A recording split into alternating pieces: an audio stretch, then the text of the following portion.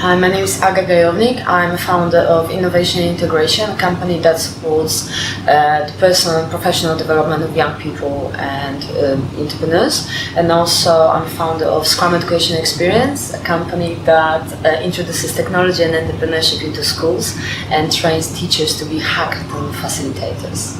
Okay, so could you briefly summarise how you train the teachers to be hackathon facilitators? So my dream is to have every single teacher in the UK being able to run a local hackathon by 2025 involving their local community of business people. So what we do, we give them the tools to introduce technology in a super simple way to inspire young people to actually learn different aspects of product development and becoming an entrepreneur or becoming a tech person working in the tech industry. Okay, and how did you get interested in tech and the tech industry? So I graduated in 2009 when the big economic crash happened, and instead of actually looking for a job, I ended up starting my own company. And through this, I started working with lots of founders, entrepreneurs, and I was asked to run an acceleration program in Brazil, and this is how I fell into coaching entrepreneurs in the tech space. I love the space. I ended up being passionate about agile methodologies, introducing Scrum systems into different teams, helping teams grow, and this is how I started running hackathons. And even though I'm not tech, I tried learning JavaScript, but I only know like the basics of coding. I do believe that every single person has enough potential to be in the tech industry, because we need diversity, we need different backgrounds, and we need different kinds of people who will bring tech products into life. So this is how I ended up running hackathons at schools. Okay, great. So long journey of 10 years. yeah, no, it's great. You mentioned that when you were younger, you never would have dreamt of, following this kind of career path. What did you want to do, or what did you want to be when you were a teenager? My problem was that I was a generalist. So I knew, how do you call it in English? It's I was a jack of all trades, master of none. Jack of all trades. Jack of all trades, master of none. Yeah. So I studied everything, and I loved most of the subjects, and it was really challenging for me to actually find a niche. And this is why I really didn't know what I would be doing. I ended up studying management because the only thing I knew was that I was quite bossy when I was younger. I was the president of students' union at my school, then at my university. So there was this element of leadership, but there was not enough kind of concrete knowledge that I had to find a very concrete job. And this is how I ended up starting my own business. And I was just really open to change. So every single time when new opportunity would come up, I would just take it on, see if it works for me. And this is how I ended up working in 4 different countries, working with entrepreneurs, and having a pretty cool career in the past 10 years. I like it. Great. So how do you see the future of blockchain progressing over the next few years? I find blockchain really fascinating. Actually, the first time I came across that was in 2012 when I was involved in helping one of the startups in Warsaw to build blockchain solution, and they were involved in building the first blockchain embassy in Poland, Bitcoin embassy in Poland, sorry.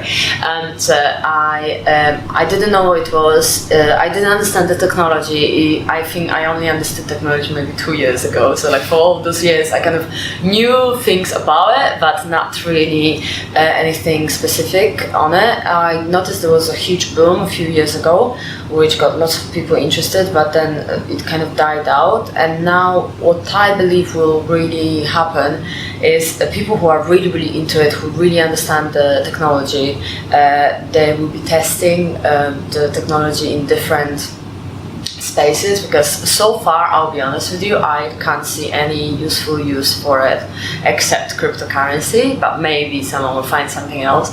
It's like, why would you put it on distributed ledger if you can just put it on a ledger? Or DLT is actually another very interesting space that should be looked at some point.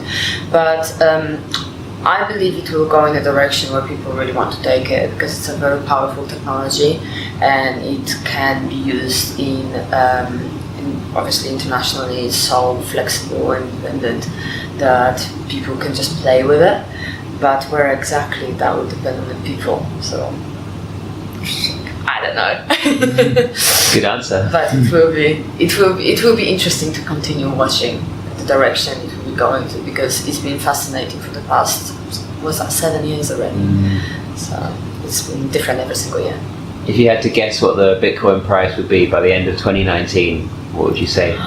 Oh wow, I stopped following Bitcoin price a while back. I switched to different cryptocurrencies, but I don't know, 5,000? Okay, cool. Pounds? No right How much answers, is right? it now? So no, I have no idea. Okay, and hypothetically, Satoshi Nakamoto, the author of the Bitcoin white paper, what do you think he or she or they looks like? If you had to guess. I think I'm a little bit biased here, because I remember seeing in the news that he was caught somewhere in the States, and it was a Japanese man, so I do picture him as a Japanese man. But in general, I never really put too much thought into it. It's just I've been exposed to news about him, and it's what kind of like stuck in my brain. So until I hear another set of stories, I will probably stay with my Japanese man. It's a good theory. And how we can increase the number of people interested in different subjects and bring technology into schools. It's just, I do believe that it's our responsibility, because lots of people put the responsibility on the teachers, that they should really teach students on what blockchain is, but like most people don't know what blockchain is, especially teachers, like they have so many things to do.